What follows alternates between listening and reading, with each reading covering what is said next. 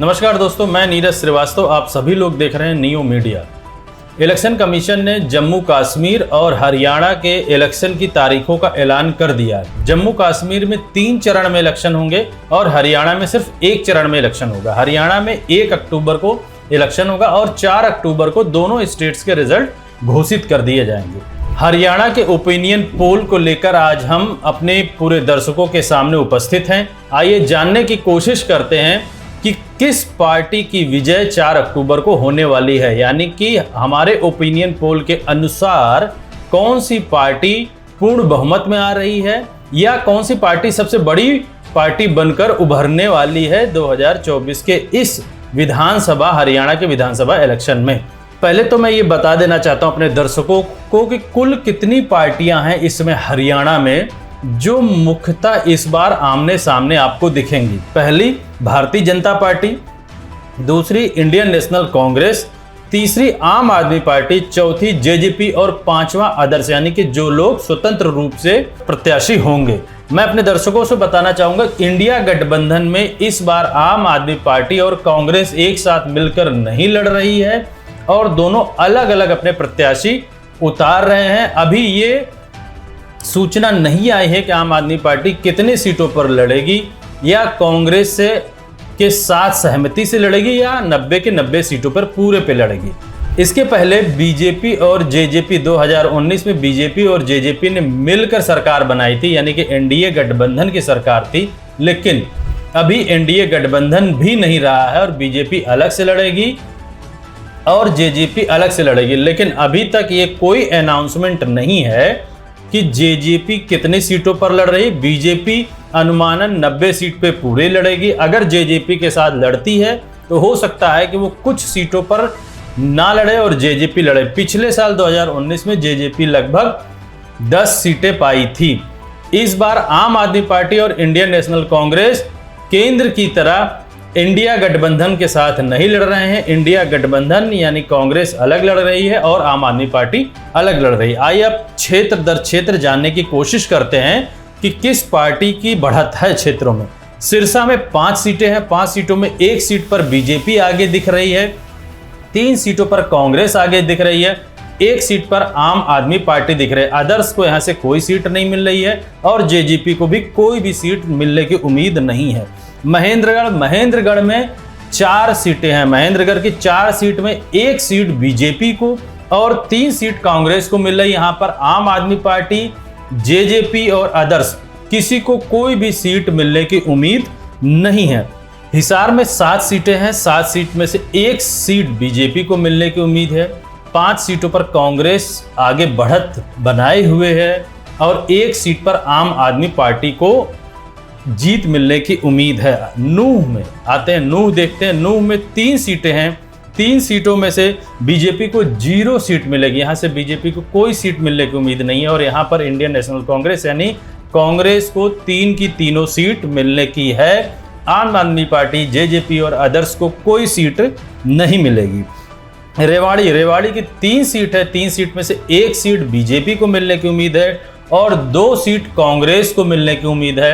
आम आदमी party, JJP और अदर्स को यहाँ से 1 भी सीट नहीं मिलेगी।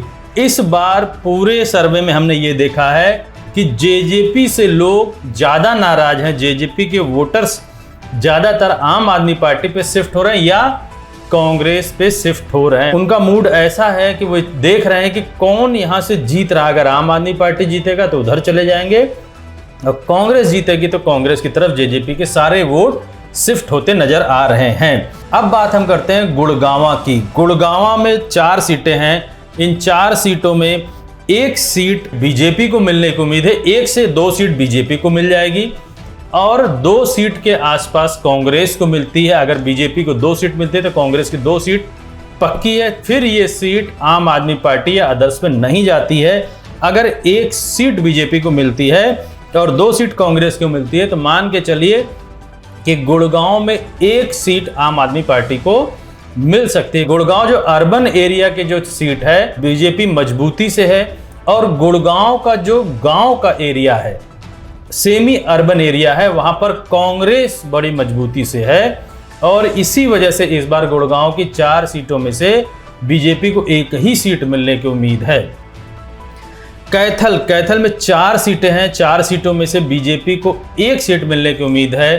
2 सीटें आपको मिलने की उम्मीद है कांग्रेस को, 2 से 3 सीट, और आम आदमी पार्टी जेजेपी को और अदर्स को 0 सीट मिलेगी। जेजेपी का लगभग हर जगह से सुपड़ा साफ है, उनको मिलने की उम्मीद नहीं है। करनाल की 5 सीटें हैं, 5 सीटों में से 1 सीट बीजेपी को मिलेगी, 4 सीट कांग्रेस को मिलेगा। करनाल में हो सकता है कांग्रेस को 5 सीट मिल जाए, क्योंकि जिस तरीके से करनाल के लोग बीजेपी से नाराज है, केंद्र के पॉलिसी से नाराज है, ऐसा लग रहा है वहाँ बीजेपी के लिए 1 सीट भी मिलना बहुत बड़ी बात है। बहरहाल आने वाले समय में देखना बड़ा दिलचस्प होगा कि कैसे इनको 1 सीट मिलती है या नहीं। कुरुक्षेत्र की 4 सीटें हैं, 4 सीटों में से 1 सीट बीजेपी को मिलने की उम्मीद है और 2 सीट कांग्रेस को मिलने की उम्मीद है, और 1 सीट आम आदमी पार्टी को या अदर्स को मिल सकती है।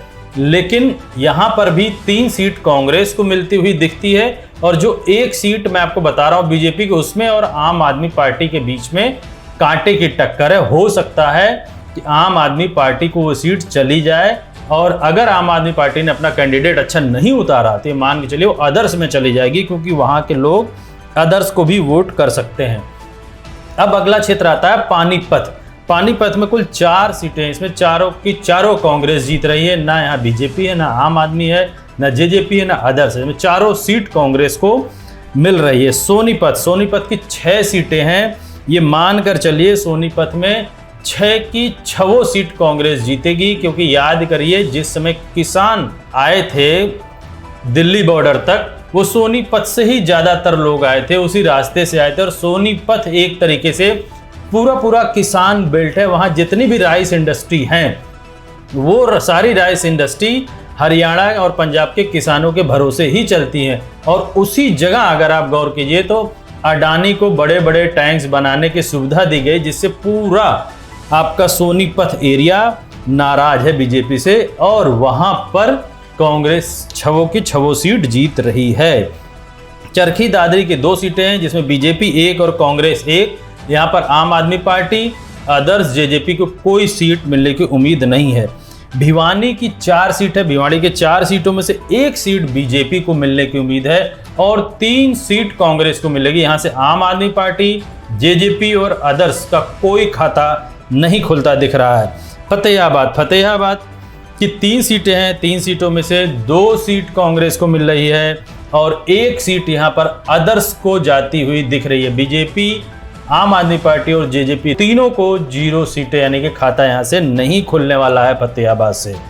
पंचकुला की 2 सीटें हैं, दोनों सीटों में आपस में बहुत कांटे की टक्कर है। बीजेपी और कांग्रेस की दोनों को 1-1 सीट जाती हुई दिख रही है, लेकिन ये मान के चलिए इनका जीत का मार्जिन बहुत कम होगा, यानी कि लगभग 4000-5000 वोटों से ही जीत होगी, और इससे भी कम हो जाए 200-400 तो कोई इम्पॉसिबल बात नहीं है। यानी कि इतने कांटे की टक्कर है पंचकुला की 2 सीटों पर कि 1-1 सीट इन लोगों को मिलने की उम्मीद है।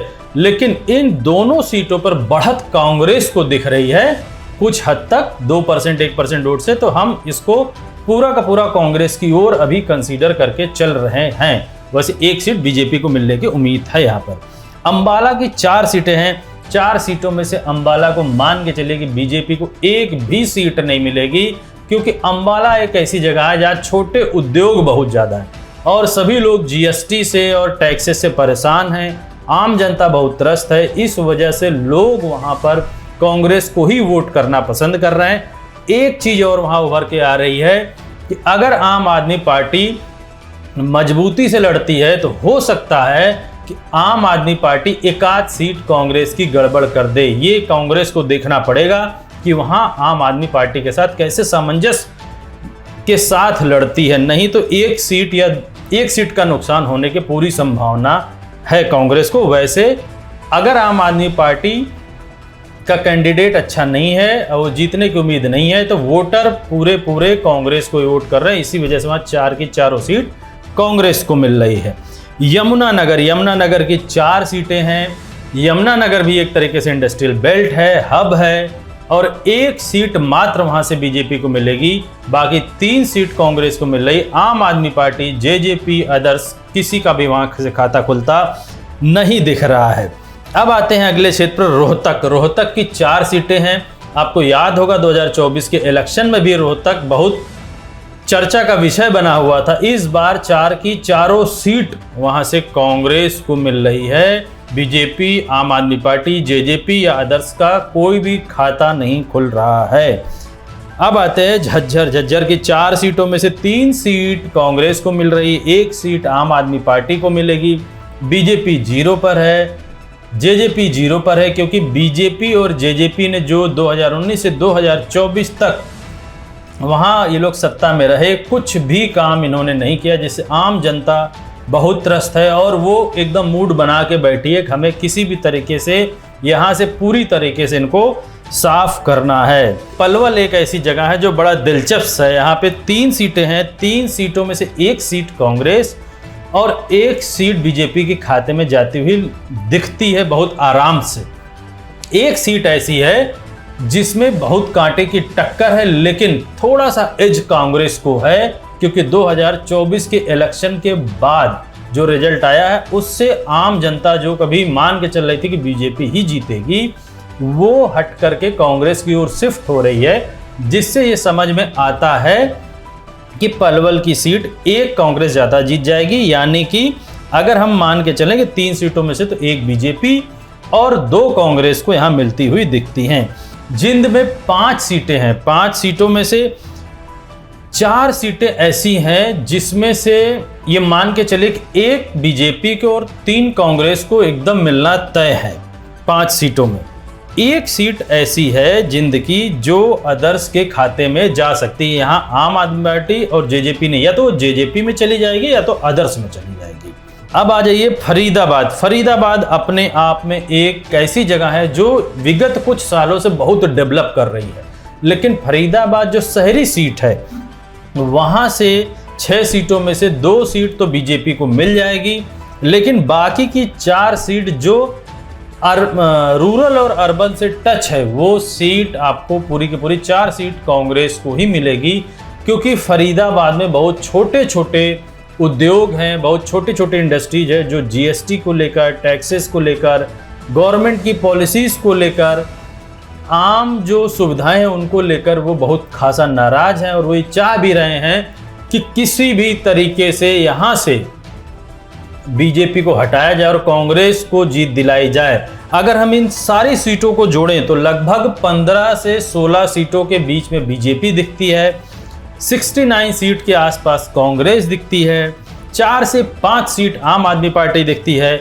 1 सीट जेजेपी को और 1 सीट अदर्स को मिलने की उम्मीद है। याद कीजिए 2014 में अगर आप देखें तो 2014 में केंद्र में बीजेपी आती है, पूर्ण बहुमत के साथ आती है और बीजेपी को हरियाणा में 47 सीटें मिलती हैं, यानी कि पूर्ण बहुमत की सरकार बीजेपी बनाती है। 2019 में अगर आप देखें केंद्र में 300 सीट पाती है, 303 सीट, और हरियाणा के लोकसभा इलेक्शन में 10 की 10 सीट पाती है, लेकिन विधानसभा इलेक्शन में बीजेपी को 40 सीटें मिलती हैं, जबकि उस समय कांग्रेस को ये उम्मीद नहीं की जा रही थी कि वो 10 सीट भी पाएगी, वो कांग्रेस 31 सीट पा जाती है। अगर हम जेजेपी और अदर्स को जोड़ लें तो कांग्रेस, जेजेपी और अदर मिलकर 50 सीट हो जाते हैं। यही आंकड़ा ऐसा है जो कि हमें आज ये बताता है कि कांग्रेस की लहर है, और ये आंकड़े उस समय कांग्रेस, बीजेपी से लोग अंदर से नाराज थे। कांग्रेस को जो उम्मीद भी नहीं लगा रही थी कि 10 सीट मिलेगी, उसको 31 मिलती है, और जिस जेजेपी को लोगों ने नई पार्टी समझ के वोट किया था कि इसको ज़्यादा से ज़्यादा सीट दी जाए, ये कुछ अच्छा काम करेगी, लेकिन वो जेजेपी 2019 से 2024 के बीच में बीजेपी के साथ पिस जाती है और वो कोई काम नहीं कर पाती और आम जनता उससे बहुत नाराज दिखती है। याद करिए अदर्स को भी बहुत ज़्यादा सीटें मिल गई थी उस समय। इन सब आंकड़ों को देखते हुए ये समझ में आता है कि जो अदर्स के वोटर्स हैं और जो जेजेपी के वोटर्स हैं वो कंबाइंड होकर आज इंडिया गठबंधन या कांग्रेस को कह लीजिए वोट करना पसंद कर रहे हैं। इसीलिए बीजेपी का वोट परसेंटेज कम नहीं हो रहा है अगर देखा जाए तो 3-4-5% से ज़्यादा कम नहीं हो रहा, लेकिन सीटें बहुत कम हो जा रही हैं। उसके पीछे सिर्फ रीज़न यही है कि जेजेपी और अदर्स के सारे वोटर कांग्रेस को वोट दे रहे हैं, जिसकी वजह से कांग्रेस लगभग 70+ सीटें, हमारे सर्वे के अनुसार 69 मिल रही है। लेकिन अगर कांग्रेस आम आदमी पार्टी के साथ बढ़िया से कोलैबोरेशन करके यानी सामंजस्य बैठा के अगर काम करती है तो 70+ सीटें कांग्रेस जीत सकती, 75 से 80 के बीच में इंडिया गठबंधन को कहीं मिल सकता है। यही जो वोटर्स हैं जो जेजेपी और अदर्स के, वो आज की डेट में बीजेपी पे नहीं जाना चाहते, वो कांग्रेस पर ही जाना चाहते हैं। आज का सर्वे हमारा यहीं तक, और आने वाले समय में हम एक एक सीट के बारे में विश्लेषण करेंगे और एक एक सीट पर हम खुद जाने की कोशिश भी करेंगे और वहां के आम जनता से भी पूछने की कोशिश करेंगे कि कैसा उनको है 2024 के इलेक्शन के बाद, या इलेक्शन कमीशन ने जब अनाउंस कर दिया उसके बाद आप क्या सोचते हैं, कैसे वोट करते हैं। आने वाले समय में देखना बड़ा दिलचस्प होगा कि हरियाणा की राजनीति किस तरीके से बदलती है, और मुख्य धारा की मीडिया तो पूरा का पूरा बीजेपी को ही दिखाने की कोशिश कर रही। हमारी टीम की पूरी निगाहें लगी रहेंगी आने वाले हरियाणा के इलेक्शन में, सर्वेस पे, अपने सर्वे पर। मैं अपने सारे दर्शकों से बोलता हूं, चैनल को ज़्यादा से ज़्यादा सब्सक्राइब करें, शेयर करें। धन्यवाद।